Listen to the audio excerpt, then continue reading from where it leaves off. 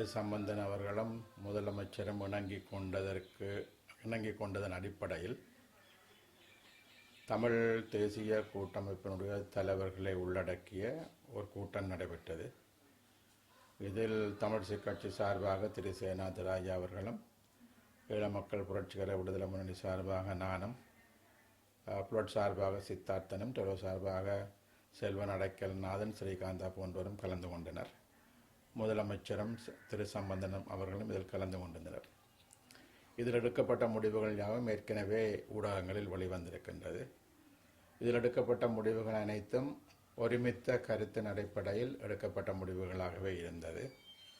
அதன் அடிப்படையில் 4 அமைச்சு பதவிகளையும் 4 கட்சிகளுக்கு கொடுப்பதாகவும், முதலமைச்சர் அந்த தீர்மானங்களை மேற்கொள்வதற்கு உரித்துடையவர் என்றும், அந்த அடிப்படையில் கட்சிகளுடன் கலந்து பேசி அந்த அமைச்சு பதவிகள் வழங்கப்படும் என்றும் தீர்மானங்கள் நிறைவேற்றப்பட்டது. அந்த தீர்மானங்கள் ஊடகங்களுக்கும் கொடுக்கப்பட்டது. இப்பொழுது அந்த தீர்மானம் நிறைவேற்றியதற்கு பிற்பாடு திரு சேனாதிராஜா அவர்கள் தமிழரசு கட்சியினுடைய மாகாண சபை உறுப்பினர்களை அழைத்து ஒரு கூட்டத்தை நடத்தியிருக்கின்றார். அவரது தலைமையில் அந்த கூட்டம் நடைபெற்றதாக ஊடகங்களிலும் வந்திருக்கின்றது. அதன் பிரகாரம் வடக்கு மாகாண சபையினுடைய அமைச்சுக்களை ஏற்றுக்கொள்ளாமல் ஒதுங்கியிருப்பதாகவும்,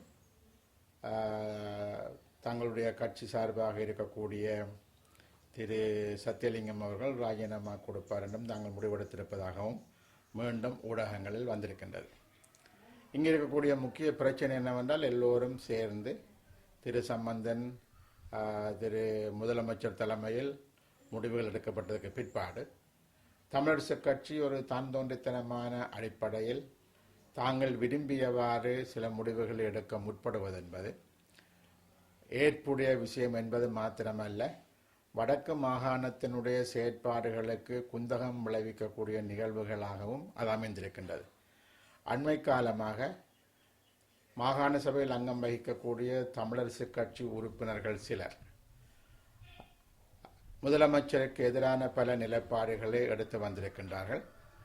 அவர்களுக்கு ஆதரவாக தமிழரசு கட்சியினுடைய பாராளுமன்ற உறுப்பினர்களும் செயற்பட்டு வந்திருக்கின்றார்கள். ஆகவே அவ்வாறான ஒரு நிகழ்வு தொடர்ந்து வந்து முதலமைச்சருக்கு எதிரான நம்பிக்கையில்லா தீர்மானத்தை ஆளுநரிடம் கையளிக்கிற வகையில் அது பெரிதுபடுத்தப்பட்டு வந்திருக்கின்றது. ஒரு வகையில் அது ஒரு முடிவுக்கு வந்தாலும் கூட மீண்டும் பழைய குருடி கதவை திறவடி என்ற அடிப்படையில் மீண்டும் தமிழிசை கட்சியினர் ஒரு தனித்துவமான போக்கை கடைபிடித்து மாகாண சபைக்கு இடையூறுகள் விளைவிக்கக்கூடிய நிலைமையை ஏற்படுத்துவது என்பது வடக்கு மாகாண மக்களின் எதிர்பார்ப்புகளை நிறைவேற்றுவதற்கு பதிலாக மேலும் மேலும் உபத்திரவங்களை அதிகரிப்பது என்பது நிச்சயமாக மக்கள் மத்தியில் ஒரு குழப்பகரமான நிலைமைகளை உருவாக்குகின்ற ஒரு செயற்பாடாகத்தான் அமையும் என்று நான் கருதுகின்றேன். திரு சம்பந்தன் அவர்கள் இந்த நிலைப்பாடு தொடர்பாக தனது கவலையை வெளியிட்டிருக்கின்றார். அவ்வாறான நிலைப்பாட்டை தமிழிசை கட்சி எடுக்கக்கூடாது என்று அவர் கூறியிருக்கின்றார். அது தொடர்பாக நாளைய தினம் அவர்களை கூப்பிட்டு பேச இருப்பதாகவும் ஊடாக நாங்கள் அறிகின்றோம்.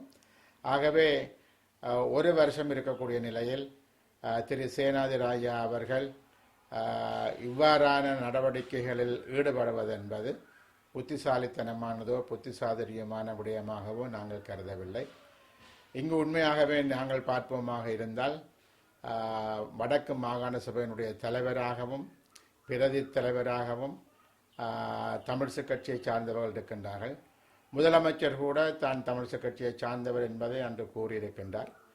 அதிலும் விட அனந்தி சசிதரன் என்பவரும் தமிழிசை கட்சி சார்பாக போட்டியிட்டு வெற்றி பெற்றவர். ஆகவே அவரும் அமைச்சராக இருக்கின்றார். மொத்தமாக 4 பேர் மாகாண சபையில் ஒரு முக்கிய பொறுப்புகளில் இருக்கக்கூடிய நிலையில் ஏனைய 3 கட்சிகளுக்கும் ஒவ்வொரு ஆசனங்கள் மாத்திரமே கொடுக்கப்பட்டிருக்கின்றது அல்லது கொடுப்பதற்கான நடவடிக்கைகள் எடுக்கப்பட்டு வருகின்றது. இந்த நிலையில் இவற்றுக்கு எதிராக செயற்படுவது என்பது உண்மையாகவே ஏற்றுக்கொள்ளப்பட முடியாத விஷயம். ஆகவே முதலமைச்சருடன் ஒத்துழைத்து வடக்கு மாகாண சபையை குறைந்தபட்சம் அடுத்த ஒரு வருஷத்துக்காவது திறம்பட நடத்துவதற்கு தமிழிசை கட்சி ஒத்துழைக்க வேண்டும். அவ்வாறு ஒத்துழைக்காவிட்டால் அதற்கான பலாபலன்களை அடுத்த தேர்தலில் தமிழிசை கட்சி படிக்க வேண்டி ஏற்படும் என்று நான் கருதுகின்றேன்.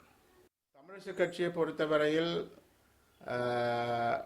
கடந்த ஒரு வருஷமாக முதலமைச்சரை பதவியில் இருந்து இறக்க வேண்டும் என்று சொன்ன ஒரு நிலையை அவர்கள் எடுத்திருந்தார்கள். அதன் பிரகாரம் அவருக்கு எதிரான பல நடவடிக்கைகள் மேற்கொள்ளப்பட்டது. நான் ஏற்கனவே சொன்னது மாதிரி இறுதியில் நம்பிக்கையில்லா தீர்மானம் ஒன்றும் அவர்களால் கொண்டு வரப்பட்டது.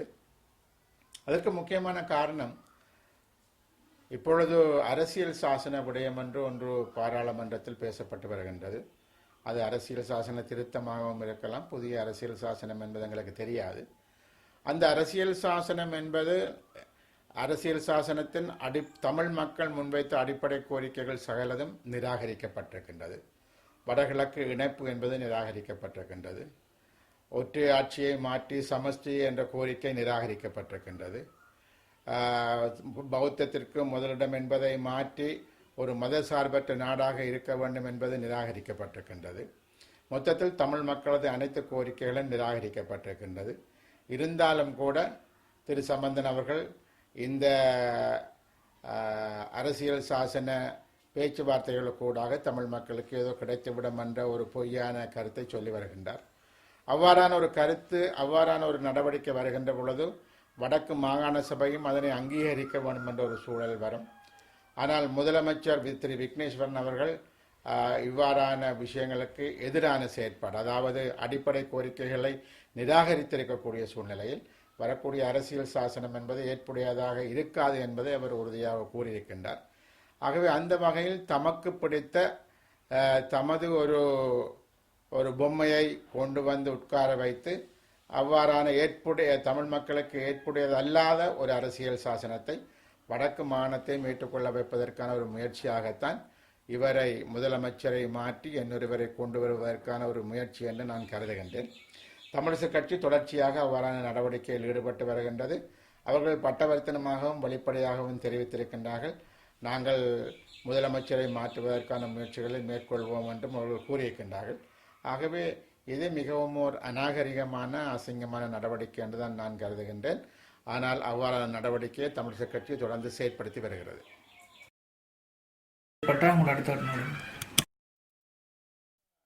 அவர்கள் அவ்வாறு செயற்படுவராக இருந்தால் அது மக்கள் மத்தியில் அவர்கள் முழுமையாக அம்பலப்படுத்தப்படுவார்கள் என்பது மாத்திரமல்ல, அவ்வாறான நிகழ்வுகள் நடக்காமல் இருப்பதற்கான நடவடிக்கைகளை நாங்கள் செயற்படுத்த வேண்டியிருக்கும்.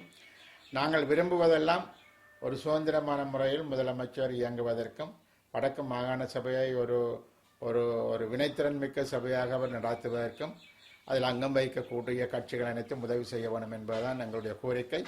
ஆனால் அவ்வாறான அவருக்கு எதிரான செயற்பாடுகள் தொடரப்பட்டு மாகாண சபை சீர்குலைக்கப்படுமாக இருந்தால் அந்த சூழ்நிலையில் என்னென்ன நடவடிக்கைகளை எடுக்க வேண்டும் என்பதை நமது கட்சி கூடி தீர்மானிக்கும்.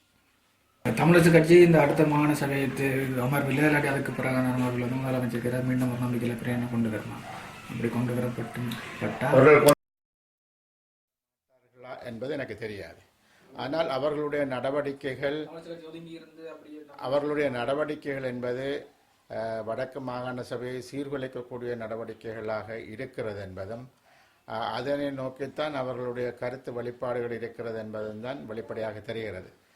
ஆகவே அவ்வாறான நடவடிக்கைகள் மேற்கொள்ளப்படுமாக இருந்தால் அந்த காலகட்டத்தில் அந்த சூழ்நிலையில் என்ன மாற்று நடவடிக்கைகளை நாங்கள் எடுக்க வேண்டுமோ அதை பற்றி நாங்கள் ஆலோசிப்போம்.